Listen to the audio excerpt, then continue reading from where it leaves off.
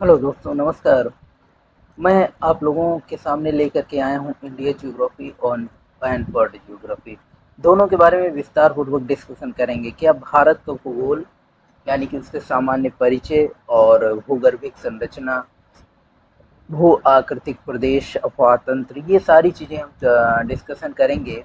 तो देर न करते हुए हम सबसे पहले चलते हैं भारत के भौतिक भूगोल के बारे में कुछ जानकारी करते हैं, यानी कि सामान्य परिचय और प्रादेशिक विभाजन के बारे में।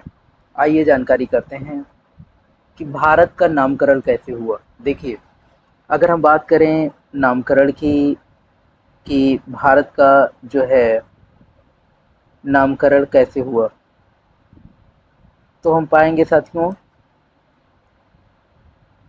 यानी कि सॉरी दोस्तों, तो भारत के नामकरण के बारे में देखिए, भारत का नामकरण कई चीज़ों का स्रोत माना जाता है, चाहे वो ऋग्वेद हो, वायु पुराण हो, इन सब चीज़ों में भारत का नाम मिलता है।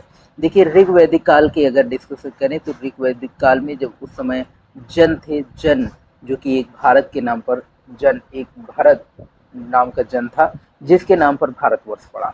दूसरा, वायु पुराण में ये बताता है कि भारत का नाम दुष्यंत और शकुंतला के पुत्र भरत जो थे उनके नाम पर भारत पड़ा।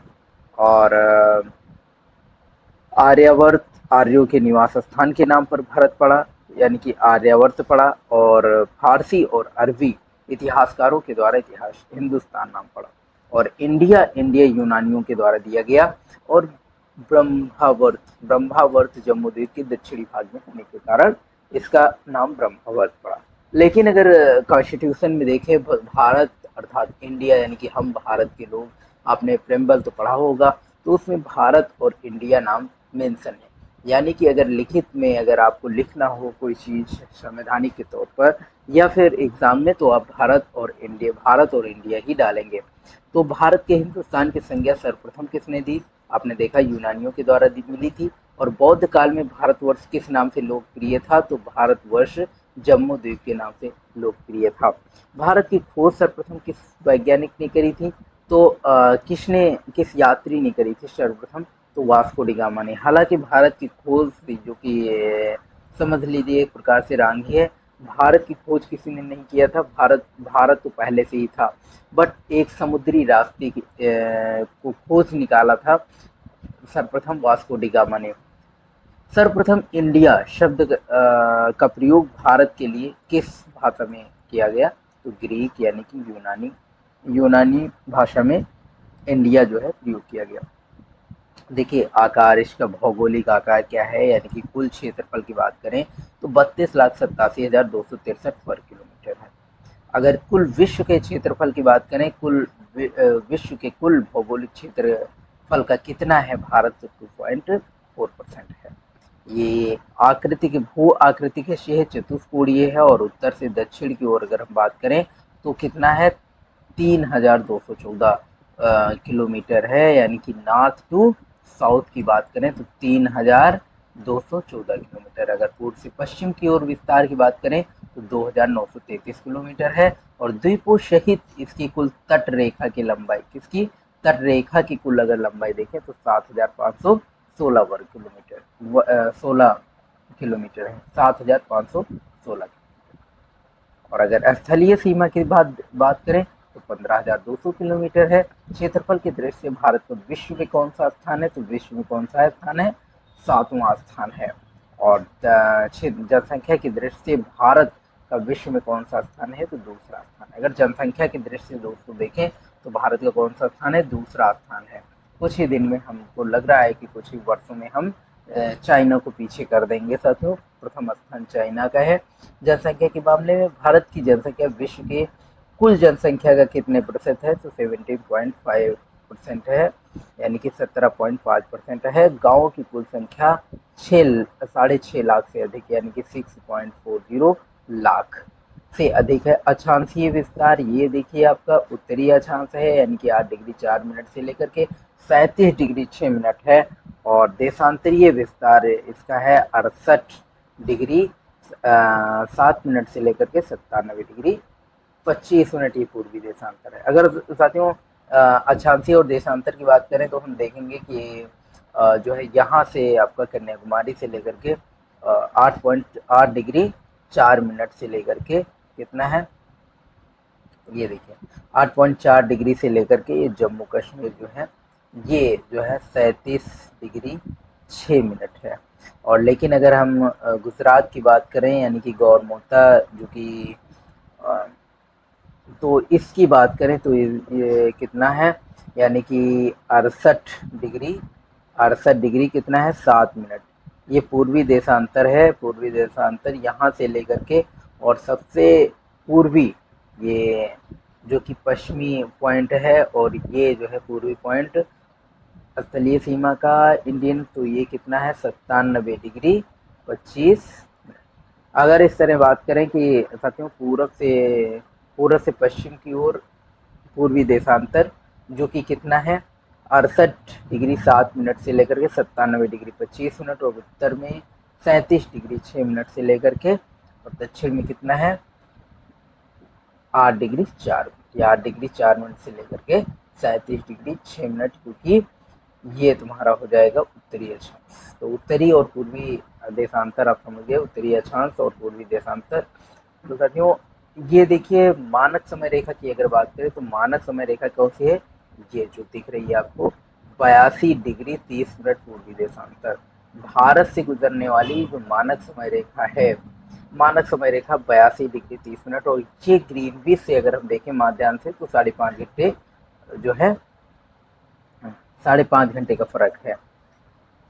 तो ये जो है हम देखते हैं कि पूर्वी ये कौन कौन से राज्यों से जाती है मानक समय रेखा, तो मानक समय रेखा यूपी से जाती है, आपके एमपी से जाती है, छत्तीसगढ़ से जाती है, उड़ीसा से जाती है और आंध्र प्रदेश से जाती है। कितने देश हो गए, 5 देश, यूपी एमपी, एपी ये हो गए 3, यूपी एमपी एपी और छत्तीसगढ़ उड़ीसा। देन आप अगर आप बात करें तो पी वाले कितने हैं, एमपी यूपी एमपी एपी ये 3 हो गए, और छत्तीसगढ़ हो गया और उड़ीसा हो गए। ये आपके जो 5 देश हैं इनसे मानक समय रेखा होकर के गुजरती है। और ये कितना है पूर्वी देशांतर 82.5 डिग्री पूर्वी देशांतर है। तो ये साथियों आपका ये देशांतर है। तो ये आपका और कहाँ से होकर के गुजरती है, देखिए पूर्वी देशांतर भारत के किस शहर से होकर के गुजरती है, तो प्रयागराज से नैनी से होकर के गुजरती है। तो ये आपने देखा। और ये देखिए कितना आगे है ग्रीनविच से, मानक समय रेखा ग्रीनविच जो माध्यान्ह रेखा है, ग्रीनविच माध्यान्ह, तो उससे 5.5 घंटे यानी कि 5 घंटे 30 मिनट आगे है। तो ये आपका हो गया। और मानक समय रेखा यामोत्तर रेखा कितने राज्यों से, मानव समय की यामोत्तर रेखा कितने राज्यों से होकर के गुजरती, तो अभी आपको बताया यूपी एमपी एपी और छत्तीसगढ़ उड़ीसा, ये आपने देखा।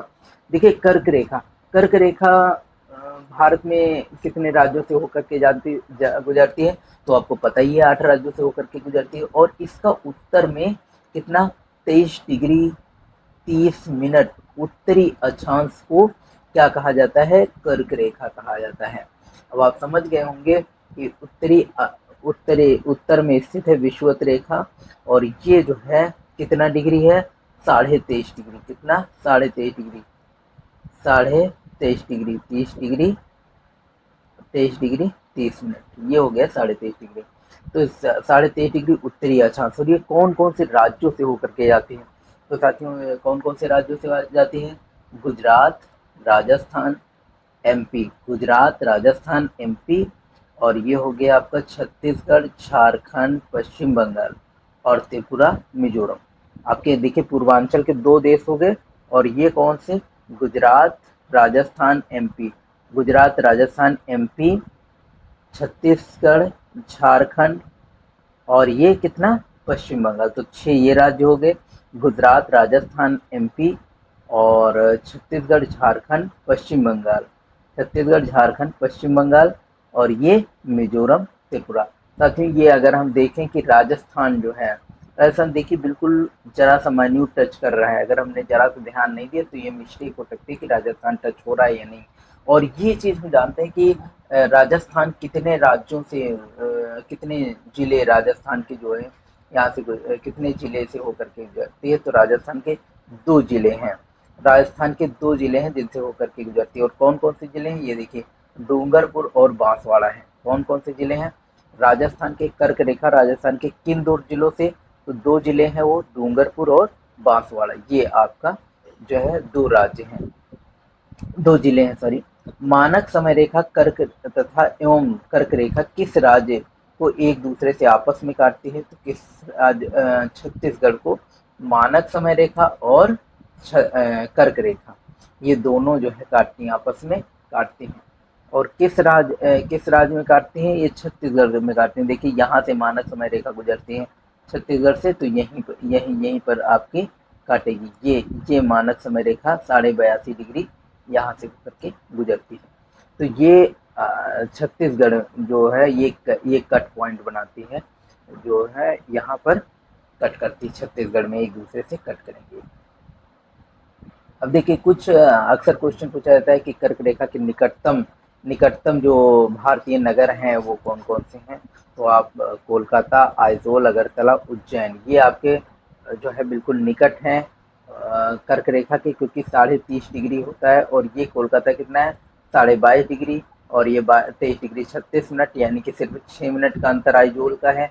और अगरतला अगरतला 23 डिग्री 50 मिनट, यानी कि 20 मिनट का फर्क है। और ये उज्जैन जो है 23 डिग्री 9 मिनट है, और ये जो है 21 मिनट का फर्क है। तो ये आप देख रहे हैं कि उत्तरी अक्षांश जो कर्क रेखा के बिल्कुल नज़दीक हैं, कौन कौन से? कोलकाता, आइजोल, अगरतला, उज्जैन। और अगर हम थोड़ा सा और देखें तो ये भी पाएंगे कि कुछ और भी राज्य हैं। देखिए गांधीनगर, जोधपुर, जबलपुर, भोपाल, रांची, और ये रायपुर, आप देख सकते हैं ये जो है बिल्कुल निकटतम जो है शहर है। अगर दूरस्थ बिंदु देखें, भारत के दूरस्थ बिंदु, तो इंदिरा पॉइंट हो गया जो कि दक्षिणी बिंदु है, भारत का दक्षिणी बिंदु, जो कि सबसे दक्षिणी बिंदु जो है वो इंदिरा पॉइंट हो गया। और दक्षिणी बिंदु कहाँ है? ये जो है भारत की मुख्य भूमि पर, अगर मुख्य भूमि देखें तो केप कमोरिन, कन्याकुमारी, ये जो है दक्षिणतम बिंदु है। इंदिरा पॉइंट पूर्व नाम क्या है इंदिरा पॉइंट का? तो पिग्मेलियन पॉइंट नाम। क्या नाम है? Pygmalion point. इंदिरा पॉइंट का पूर्व नाम क्या था? Pygmalion point. भारत के सुदूर दक्षिण में इंदिरा पॉइंट कहाँ स्थित है? बड़ा निकोबार। कहाँ स्थित है? बड़ा निकोबार। सुदूर दक्षिण में इंदिरा पॉइंट कहाँ स्थित है? तो बड़ा निकोबार। साथियों इसमें अगर हम देखें मैप में तो थोड़ा सा ध्यान दें, यहाँ पर अंडमान निकोबार है, यहाँ पर अंडमान निकोबार है। तो अंडमान निकोबार ये जो है ये एक बड़ा निकोबार है, एक छोटा निकोबार है, एक बड़ा निकोबार है। तो छोटा निकोबार, बड़ा निकोबार, जो बड़ा निकोबार है उसी में ये कहीं इंदिरा पॉइंट, सुदूर दक्षिण में इंदिरा पॉइंट स्थित, कहाँ स्थित है? तो बड़ा निकोबार में स्थित है। अब देखें भारत का वह कौन सा स्थान है जो बंगाल की खाड़ी, अरब सागर और हिंद महासागर में मिलते हैं? तो कौन सा स्थान है? कन्याकुमारी। अगर हम ये कन्याकुमारी की बात करें तो अरब सागर भी हो गया, और ये आपका हिंद महासागर हो गया, अरब सागर हो गया, बंगाल की खाड़ी, तीनों का जो है मिड पॉइंट है यहाँ पर, मतलब मिल रहा है यहाँ पर। तो ये आप कह सकते हैं कि वो कौन सा स्थान जहाँ पर भारत का, जहाँ बंगाल की खाड़ी, अरब सागर और हिंद महासागर ये तीनों मिलते हैं, तो ये पॉइंट है आपका स्थलीय सीमा का बिल्कुल दक्षिणी पॉइंट जो है कन्याकुमारी। देखिए सुदूर उत्तर बिंदु कौन सा है? तो इंद्रकाल है, इंद्रकाल यानी कि लद्दाख। अगर हम ये देखें बात करें तो ये आपका हो जाएगा लद्दाख का सुदूर उत्तरी पॉइंट। और पूर्वी पॉइंट, जो सबसे पूर्वी पॉइंट, तो देखिए इसको हम इंदिरा कॉल कहते हैं। क्या कहते हैं? इंदिरा कॉल, इंदिरा कॉल कहते हैं। ये आपका इंदिरा काल हो जाएगा। और सबसे दक्षिणी पॉइंट, सबसे पूर्वी पॉइंट, सबसे उत्तरी पॉइंट इंदिरा काल हो जाएगा। दक्षिणी पॉइंट क्या होगा? सबसे दक्षिणी को पॉइंट आपका केप कुमेरिन, या ये हम कह सकते हैं। देखिए उत्तरी दक्षिणी तीनों पॉइंट की बात करें तो ये आपका उत्तरी और दक्षिणी, ये देखिए इसमें आप इस मैप में देख सकते हैं, ये आपका उत्तरी पॉइंट इंदिरा काल हो गया जो कि सियाचिन लद्दाख में स्थित है। और ये आपका नीचे कन्याकुमारी हो गया, स्थलीय सीमा कन्याकुमारी जो कि तमिलनाडु में है, ये स्थलीय सीमा का दक्षिणतम बिंदु है। और अगर पूर्वी बिंदु देखें तो अरुणाचल प्रदेश में किबुथी है, किबुथु हाँ किबुथु है। और पश्चिमी गुहार मोती है, पश्चिमी गुजरात में गुहार मोती है। तो ये आपके चारों बिंदु हो गए, यानी कि गुहार मोती या गौर माता भी इसे कहते हैं। तो ये गुजरात का हो गया सबसे पश्चिमी, और सबसे पूर्वी कौन सा, किबुथु अरुणाचल प्रदेश में है। चलिए आइए जानते हैं पड़ोसी देश के बारे में। पड़ोसी देश के जो कि इंडिया के पड़ोसी देश कौन कौन से हैं उसके बारे में हम चर्चा कर लेते हैं। देखिए भारत के सीमावर्ती देश, अगर हम यहाँ पर बात करें तो सीमावर्ती देश जो है कौन कौन से हैं, तो आइए जानते हैं। पाकिस्तान, एक तो राजस्थान का बॉर्डर शेयर करता है, राजस्थान गुजरात का, ये आपका पड़ोसी देश पाकिस्तान हो गया। और अफगानिस्तान, अफगानिस्तान की बिल्कुल थोड़ी सीमा 106 किलोमीटर लगभग जो कि इंडिया से टच होती है, तो अफगानिस्तान आपका हो गया। और इधर आप आएंगे तो चाइना, चीन की सीमा लगती है, ये आपकी चीन की सीमा लगती है। फिर इधर आएंगे थोड़ा सा तो आप बढ़ेंगे नेपाल की सीमा, इधर नेपाल का बॉर्डर लगता है जो है। और नेपाल नेपाल यूपी और बिहार से टच करता है। और ये चाइना जो कि लद्दाख और हिमाचल प्रदेश, उत्तराखंड, ये आपका टच करता हुआ इधर चला आता है, इधर सिक्किम और इधर अरुणाचल प्रदेश तक। तो ये आपका हो गया, नेपाल हो गया, और चाइना तो है ही है, और प्लस ये आपका भूटान हो गया, भूटान हो गया, और प्लस ये म्यांमार हो गया। तो देन ये म्यांमार, और आप इधर आप चले आएंगे तो बांग्लादेश हो गया, बांग्लादेश आपका टच करता है। तो ये तुम्हारा हो गया पाकिस्तान, अफगानिस्तान, चाइना, नेपाल, भूटान, और ये बांग्लादेश, म्यांमार, ये हमारे पड़ोसी देश हैं। साथियों ये बात करते हैं कुछ इनके बारे में, जो कि कुछ डिस्कशन कर लेते हैं इनके बारे में। देखिए क्या दिया गया है,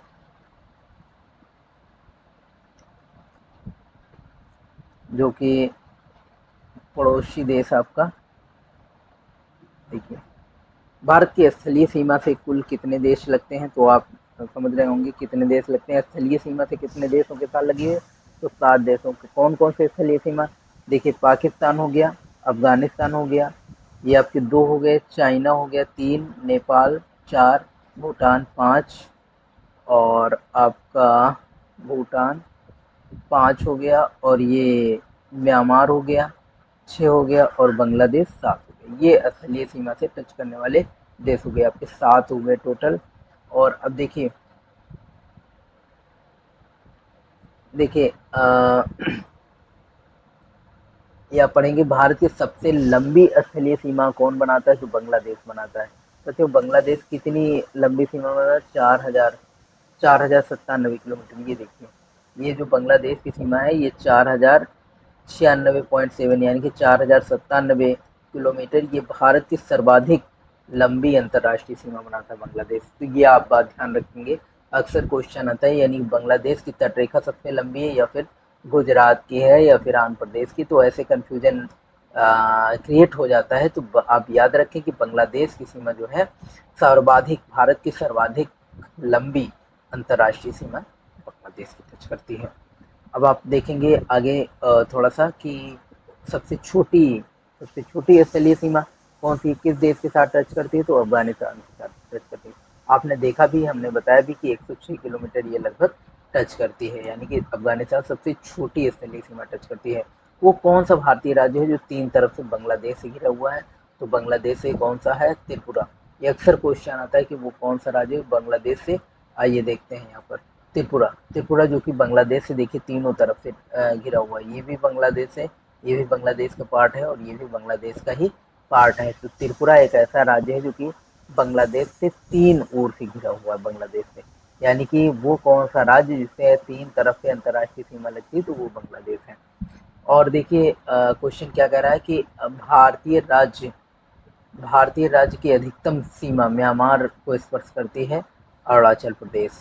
किस भारतीय राज्य की अधिकतम सीमा म्यांमार से स्पर्श करती है, तो अरुणाचल प्रदेश। आप ये भी देख सकते हैं कि देखिए म्यांमार, ये म्यांमार है, और म्यांमार की जो है अरुणाचल प्रदेश की अधिकतम नहीं, अरुणाचल प्रदेश नहीं, सॉरी, इस म्यांमार से अधिकतम सीमा भारतीय राज्य की टच करती है। तो ये आप देख रहे हैं, ये अरुणाचल प्रदेश है और ये म्यांमार ये है। तो म्यांमार की अरुणाचल प्रदेश से अधिकतम सीमा टच करती है, म्यांमार है। और देखिए क्वेश्चन क्या कह रहा है कि किस पड़ोसी देश को लैंड ऑफ थंडर बोल्ट के नाम से जाना जाता है। तो लैंड ऑफ थंडर बोल्ट के नाम से जाना जाता है भूटान को। ये है आपको भूटान की सीमा कितनी लगती है, 6,699 किलोमीटर केवल लगती है, 699 किलोमीटर ये आपकी सीमा टच करती है। कौन सा, अब असम से टच करती है, असम। और इधर हो गया आपका बांग्लादेश, इधर हो गया वो सॉरी पश्चिम बंगाल और बांग्लादेश, ये पश्चिम बंगाल का ही पार्ट है। आप ऐसे देखेंगे तो आपको पता चलेगा कि ये देखिए पश्चिम बंगाल का पार्ट यहाँ पर भी आया हुआ। तो ये आपका बांग्लादेश का ही, पश्चिम बंगाल का ही ये पार्ट है, ये इधर असम है। तो असम और बांग्ला, ये पश्चिम बंगाल और असम का पार्ट जो है भूटान से टच करते हैं। तो इसे इसे लैंड ऑफ थंडर बोल्ट भी कहते हैं। और भारत और पाकिस्तान के मध्य सीमा रेखा का उदाहरण अध्यारोपी सीमा का। देन आपने देखा सीमावर्ती प्रदेश, जैसा कि दृश्य भारत का सबसे छोटा राज्य कौन सा है।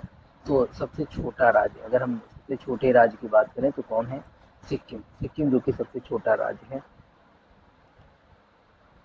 तो ये आपका सबसे छोटा राज्य हो गया। और स्थल रुद्ध राज्यों की संख्या कितनी है। तो लैंड लॉक स्टेट कितने हैं, 20 स्टेट हैं लैंड लॉक्ड हैं। वो कौन सा भारतीय राज्य है जिसमें सर्वाधिक राज्यों से जुड़ी हुई है, जिसकी सीमा सर्वाधिक राज्यों से।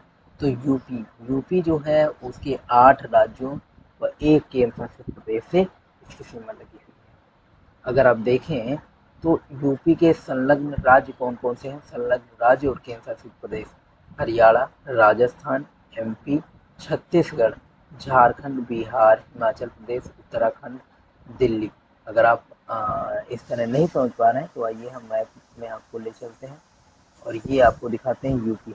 यूपी से देखिए कौन कौन से राज्य टच करते हैं। ये आपका यूपी हो गया। तो यूपी से आपका उत्तराखंड टच हो रहा है, और ये आपका उत्तराखंड टच हो रहा है, ये आपका हरियाणा टच हो रहा है।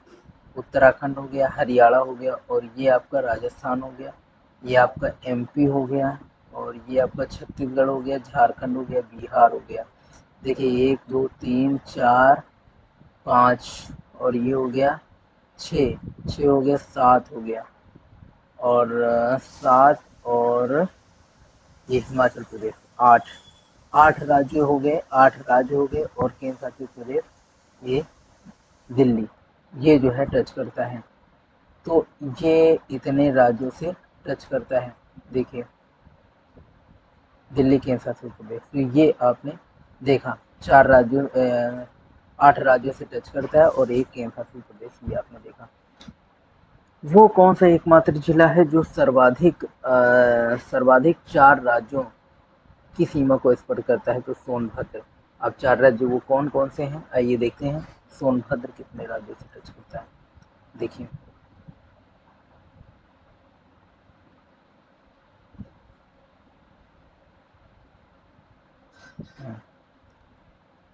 भी आप थोड़ा कंफ्यूज हो जाएंगे। यूपी का जो ये लटकता हुआ पार्ट है ये सोनभद्र है। बिहार, झारखंड, छत्तीसगढ़ और एमपी, ये वाला पार्ट जो है, ये वाला पार्ट सोनभद्र है। तो ये आपका एमपी, छत्तीसगढ़, झारखंड, बिहार, ये 4 राज्यों से टच करता है। 1 2 3 4 यूपी, और एमपी हो गया। यूपी का जो सोनभद्र है वो कितने राज्यों से, एमपी, छत्तीसगढ़, झारखंड और बिहार, ये 4 राज्यों से टच करता है। तो ये सोनभद्र आप 4 राज्यों से टच करता है। और भारतीय राज्य में सर्वाधिक जिले कितने हैं। तो जिले 75 जिले हैं। और देखिए ये आपने देखा, देखिए वो कौन सा जिला है, एमपी का वो कौन सा जिला है जो गुजरात और राजस्थान दोनों की सीमा को स्पर्श करता है। झाबुआ जिला एमपी का ऐसा है जो कि एमपी का ऐसा जिला है जो कि गुजरात और राजस्थान दोनों से टच करता है। राजस्थान और गुजरात दोनों से टच करता है। देखिए, ये आप थोड़ा सा समझने का प्रयास करेंगे।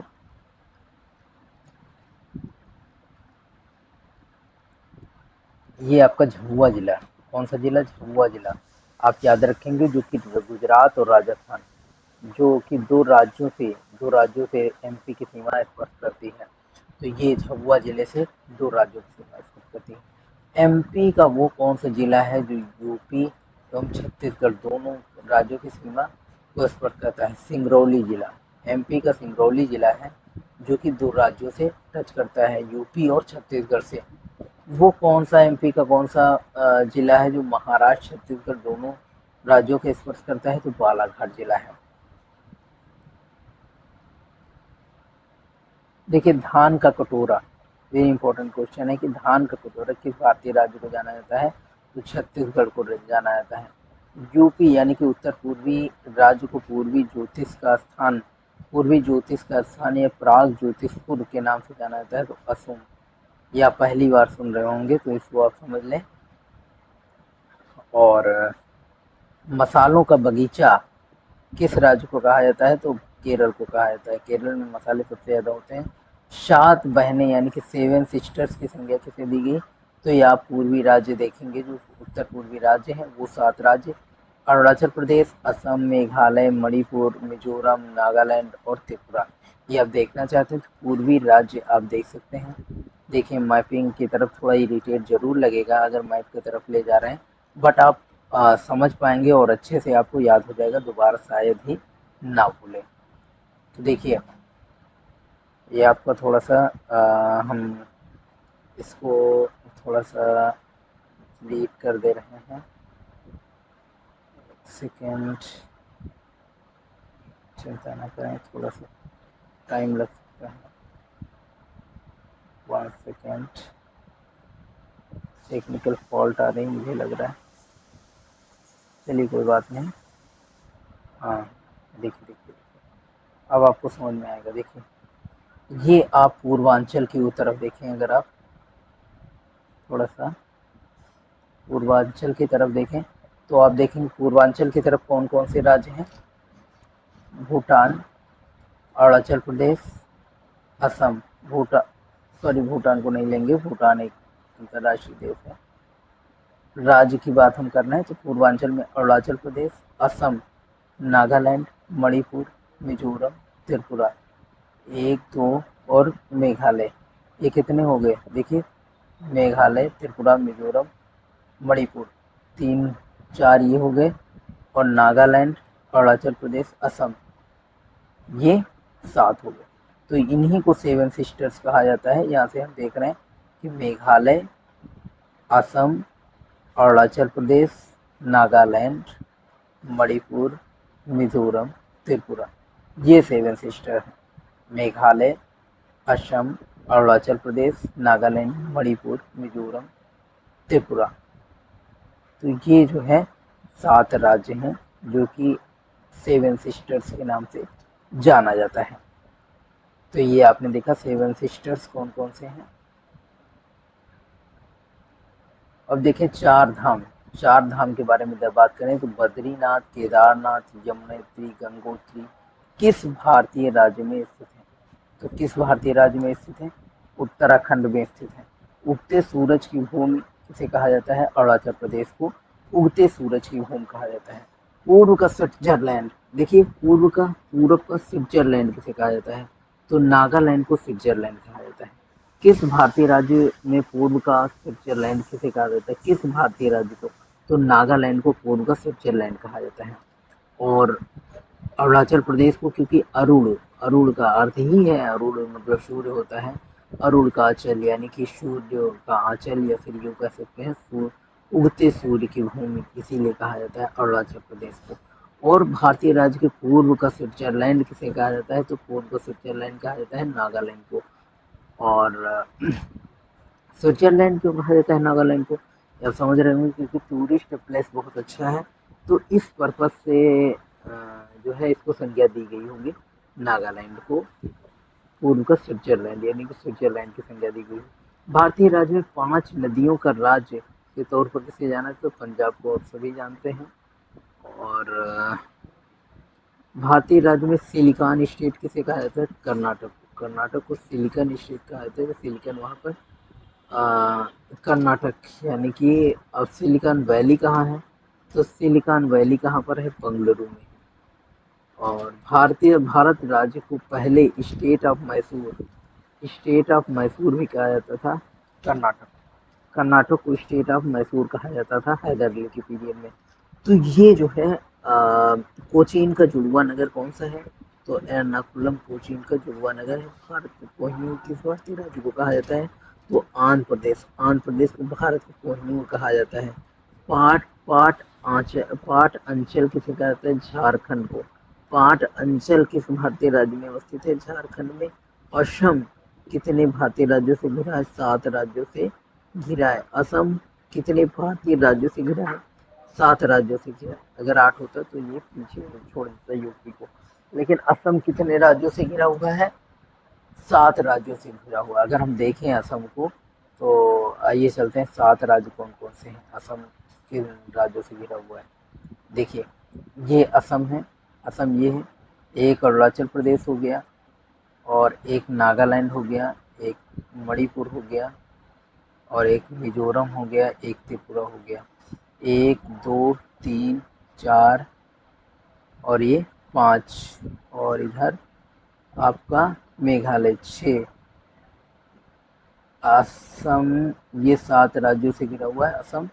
देखिए, मेघालय, अरुणाचल प्रदेश, नागालैंड, मणिपुर, मिजो 1 2 3 4 और ये 5 हो गया, ये 6 हो गया, 6 राज्यों से। और ये केंद्र शासित प्रदेश यानी कि भूटान केंद्र शासित प्रदेश वाले कह रहे हैं, ये देश है अंतर्राष्ट्रीय। यानी कि टोटल 6 राज्य हैं और एक अंतर्राष्ट्रीय यानी कि भूटान है। तो यही तो बता रहा है आपका, यही बता रहा है ना। देखिए, परिश्रम 7 राज्यों से घिरा हुआ है। 1 मिनट हो सकता है भाई मिस्टेक हो गया हो। 7 राज्य कौन कौन से हैं, फिर एक बार देख लेते हैं। असम और किस राज्य से, हाँ ये पश्चिम बंगाल, सॉरी पश्चिम बंगाल से भी तो टच करता है ना। ये बांग्लादेश हमारा हो गया, लेकिन बांग्लादेश अंतर्राष्ट्रीय सीमा हो गई, भूटान भी अंतर्राष्ट्रीय हो गई, लेकिन इधर पश्चिम बंगाल भी टच करता है। इसको मैंने ध्यान में दिया, ये छूट गया था पश्चिम बंगाल। तो ये 7 राज्यों से आपका टच करता है। देन आप देखेंगे 7 राज्यों से टच करता है असम। तो आप देखेंगे उत्तर दक्षिणी गलियारे में कितने 2 भारतीय शहरों को जोड़ते हैं, श्रीनगर टू कन्याकुमारी। ये उत्तर से दक्षिण की ओर जो गलियारा है, उत्तर से दक्षिण की ओर जब आप जाएंगे तो इधर आपको कन्याकुमारी से लेकर के श्रीनगर 2 शहरों को जोड़ते हैं उत्तर दक्षिण गलियारे। और पूर्व पश्चिम गलियारे पोरबंदर यानी कि गुजरात से सिलचर असम असम को जोड़ते हैं। पूर्व पश्चिम में सिलचर असम, असम का जो सिलचर शहर और पोरबंदर गुजरात के पोरबंदर शहर, ये दोनों जो है आपस में जुड़ते हैं। कुल केंद्र शासित प्रदेश कितने, कुल केंद्र शासित प्रदेश 8 हैं। और भारत का सबसे बड़ा केंद्र शासित प्रदेश कौन सा है, लद्दाख है, जो कि अब बना हुआ है, पहले नहीं था। जम्मू कश्मीर के इधर से भारत का छोटा केंद्र शासित प्रदेश, सबसे छोटा केंद्र शासित प्रदेश कौन सा है, लक्षद्वीप। लक्षद्वीप क्षेत्रफल के हिसाब से सबसे छोटा जो है केंद्र शासित प्रदेश है। जनसंख्या की दृष्टि से अगर हम देखें तो सबसे बड़ा केंद्र शासित प्रदेश कौन सा है, दिल्ली है। और वो कौन सा केंद्र शासित प्रदेश है जो 3 राज्यों को विभाजित करता है, पौडुचेरी, यानी कि 3 राज्यों में विभाजित पाया जाता है। पौडुचेरी, जैनम, माहे, और पौडुचेरी, जैनम जो कि आंध्र प्रदेश में है, कराईकल तमिलनाडु, माहे ये जो है केरल, माहे केरल में है, कराईकल तमिलनाडु में है, जैनम आंध्र प्रदेश में है। तो ये पौडुचेरी जो राज्य है, ये 3 केंद्र शासित प्रदेशों में बिखरा हुआ है, जैनम, कराईकल, माहे। जैनम आंध्र प्रदेश में, कराईकल तमिलनाडु में, माहे केरल। तो ये आप देख रहे हैं एकमात्र बैरन सक्रिय ज्वाला ज्वाला द्वीप जो है भारत का एकमात्र बैरन द्वीप, भारत का एकमात्र बैरन द्वीप जो कि सक्रिय ज्वालामुखी, और ये कहाँ पर, अंडमान निकोबार द्वीप में। ये कहाँ पर है, ये अंडमान निकोबार द्वीप में। अगर आप राजधानी देखेंगे तो कुछ इंपॉर्टेंट राज्य जो की राजधानी अगर आप देखेंगे तो सिक्किम की राजधानी क्या है, गंगटोक। सिक्किम की राजधानी गंगटोक, असम की दिसपुर, अरुणाचल प्रदेश की ईटानगर और नागालैंड की कोहिमा, मणिपुर इम्फाल, त्रिपुरा की अगरतला, त्रिपुरा की क्या है अगरतला, मिजोरम आइजोल, मेघालय शिलोंग, पश्चिम बंगाल कोलकाता और बिहार की पटना, उड़ीसा की रांची और अरुणाचल उड़ीसा की भुवनेश्वर, झारखंड की रांची, उड़ीसा की भुवनेश्वर, महाराष्ट्र की मुंबई और कर्नाटक की बंगलुरु, केरल की तिरुवनंतपुरम, तमिलनाडु की चेन्नई और आंध्र प्रदेश की अमरावती 3 राज्यों में बटा हुआ है। देखिए प्रस्तावित राजधानी अमरावती, विधायी कुर्नूल और न्यायिक राजधानी विशाखापट्टनम, और न्यायिक राजधानी कुर्नूल है, विधायी राजधानी आपकी अमरावती और विशाखापट्टनम जो की कार्यकारी राजधानी। तेलंगाना की राजधानी हैदराबाद, गोवा के पणजी, छत्तीसगढ़ का रायपुर, मध्य प्रदेश को भोपाल और गुजरात की गांधीनगर।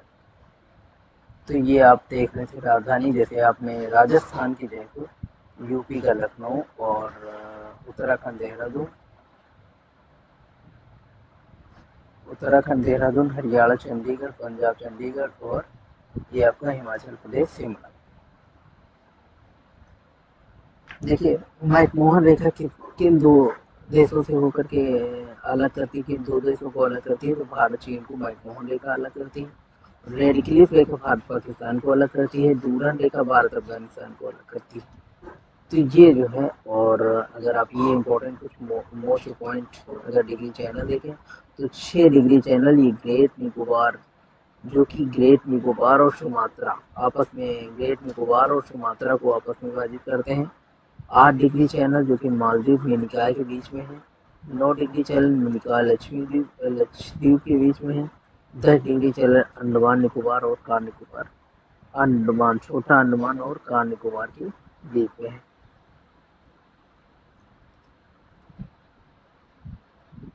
ग्रेट चैनल जो कि इंदिरा पॉइंट इंडोनेशिया, पाक जल संधि भारत से श्रीलंका के बीच में है, कोको जल संधि अंडमान कोको द्वीप म्यांमार के बीच में है।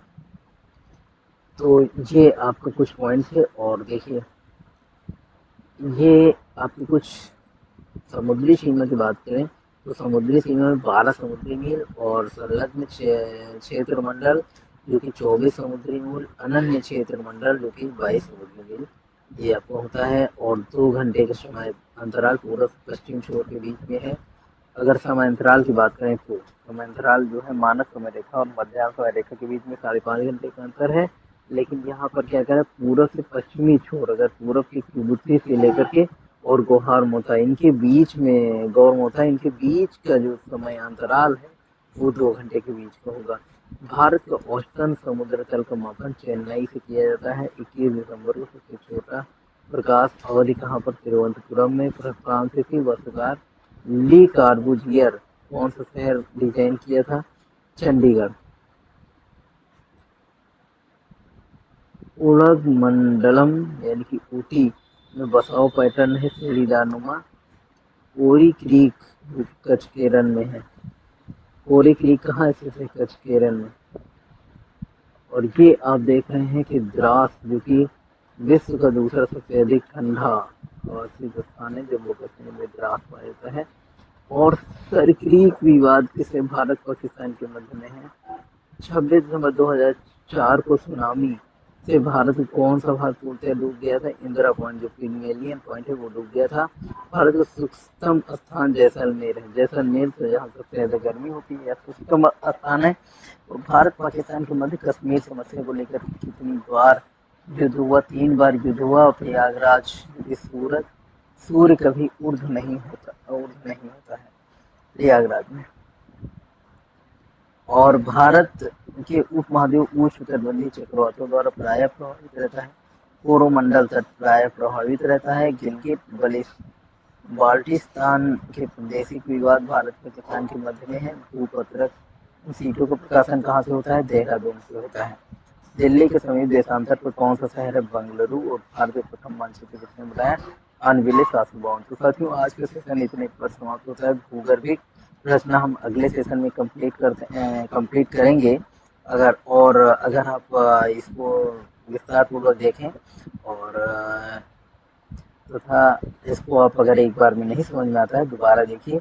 देन फैक्ट मैं उम्मीद करता हूँ कि इसमें एक एक चीज़ें मैपिंग के माध्यम से समझाया गया है और ये आपको बहुत अच्छा लगेगा।